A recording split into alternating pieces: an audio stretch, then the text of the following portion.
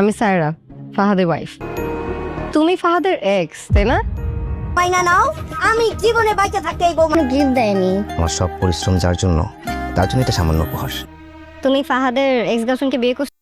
যে সামিরকে চা দোকানের স্বপ্নের জন্য সবাই অপমান করেছিল, 5 বছর পর সেই সামিরই হয়ে উঠবে বড় বিজনেসম্যান।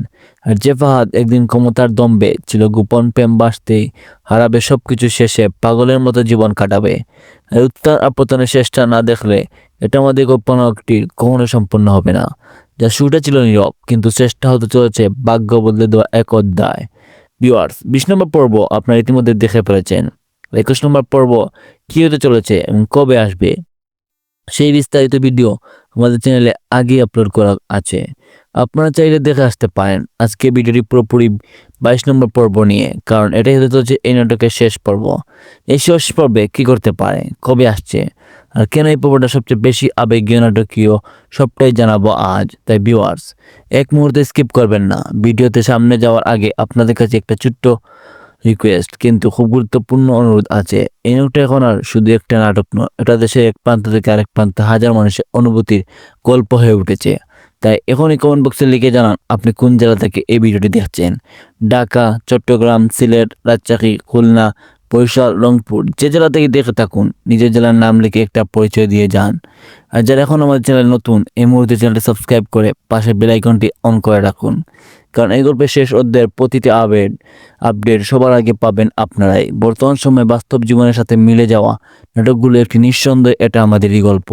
এখন আসি আসল কথায়। 22 নম্বর পর্বের শুরুতেই আমরা দেখতে পাবো সামির তার বন্ধু আর ফুপার সাহায্যে একটা চা দোকানের ব্যবসা শুরু করে, কিন্তু এই সিদ্ধান্তই তার পরিবারের শুরু করে দেয় ভয়ঙ্কর অশান্তি।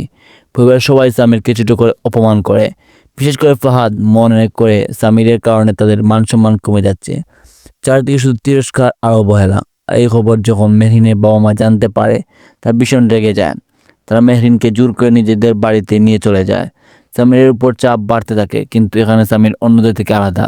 সে কারো কথা শুনে না, ভেঙে পড়ে না, নিজের ব্যবসায় অটল থাকে।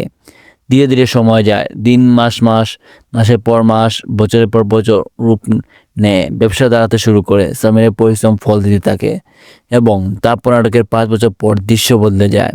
আমরা দেখতে পাই সামির এখন একজন বর্ষফল বিজনেসম্যান।